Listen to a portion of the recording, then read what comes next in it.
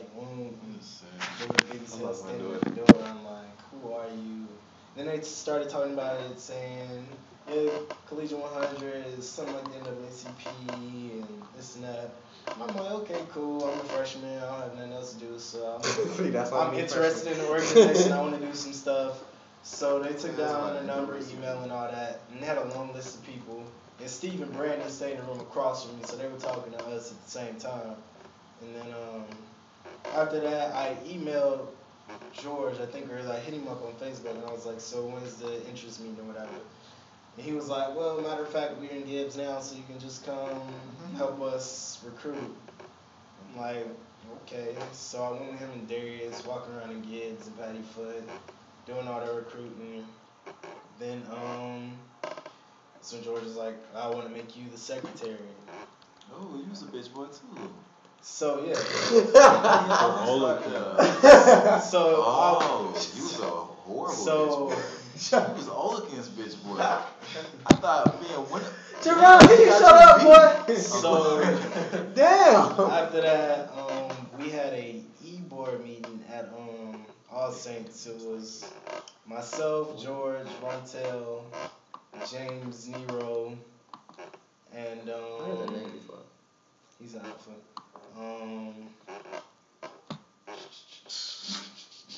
That was me, Nero Zero. Who else was it? He home now? Yeah. And He comes back for the party. Devontae White. We had an e-board meeting talking about stuff. I think James Nero was supposed to be the treasurer, but he kind of fell off. I don't know what happened to him. Guess he didn't want to do with George. But so I had an e-board meeting. Then after that, George had me running around getting people applications, emailing them applications and stuff. I had to walk to the set with my laptop to have Daniel and Timmy and all them fill out their application on my laptop. That's how I met all them. Yeah. So I was constantly having to send out text messages about stuff, this and that, meeting here, everybody come here. You could be the next one. And then we had the interest meeting, and it wasn't really a big crowd. It may have been like 15 to 20 people there. Had the interest meeting, then George, I guess, had his unofficial process or whatever, and told everybody we'll have an induction ceremony in December. So after that, we start all the fundraising and community service and the meeting up and this brotherhood bonding type stuff George would do.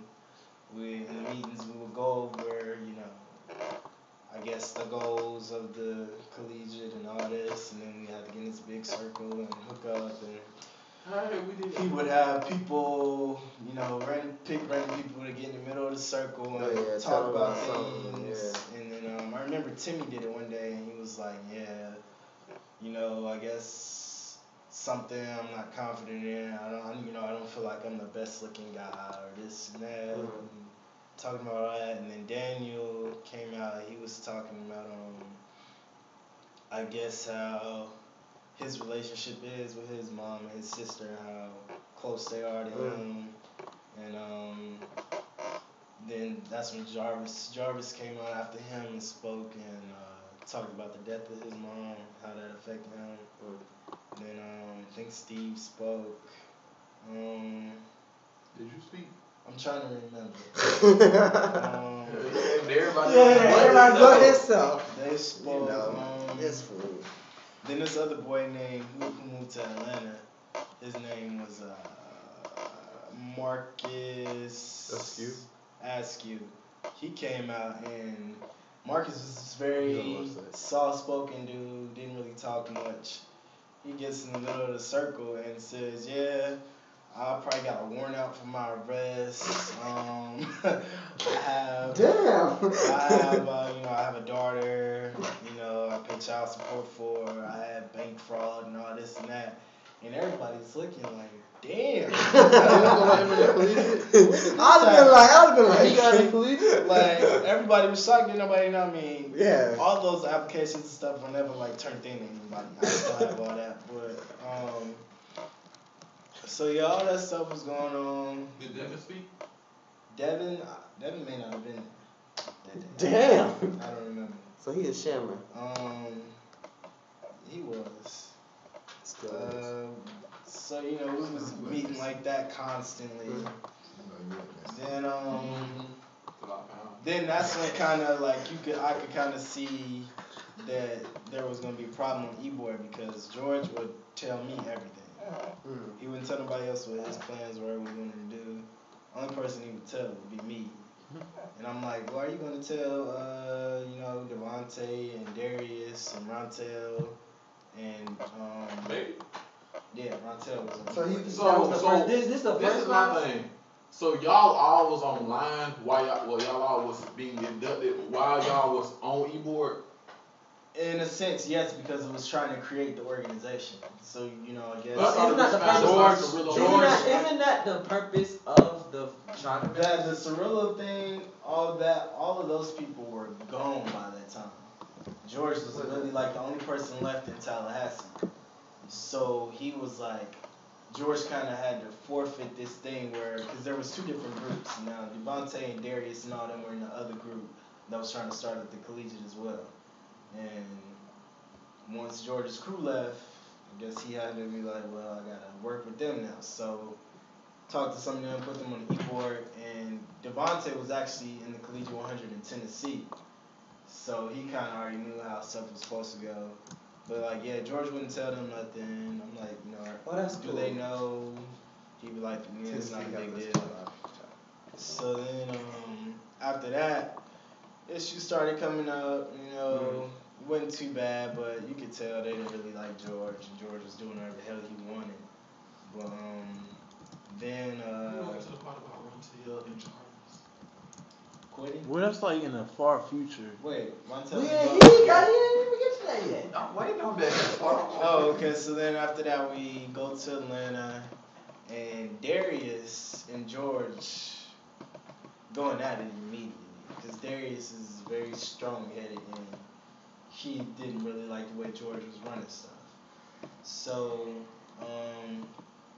we had this thing that we were supposed to go to, and Darius went off and went to this other event, and George, the FAMU, been dancing, what is it called? No, the little singing in there, dance thing. Oh, connection. Yeah, family connection. And he had us at that. So we were sitting there, and then we meet up with Darius after that, and George has pulled Rontel,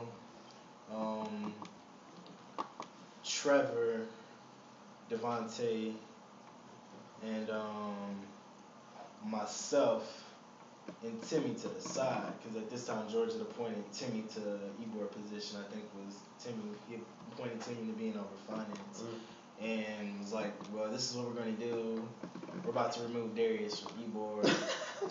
And I'm like, "When did this happen?"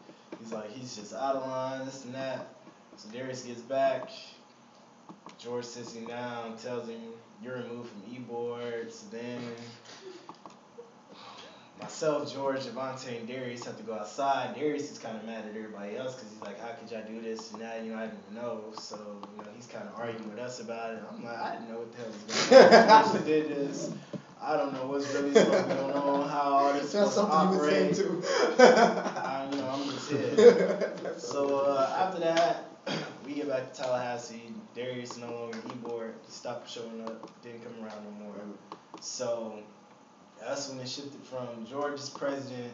Rontel became executive vice president. Devontae was, at that time, was vice president of membership. Then I was moved to director of community involvement, and then Trevor was moved to director of communications. So then after that, more drama happens. Yeah. George and Rontel get into it over the bylaws.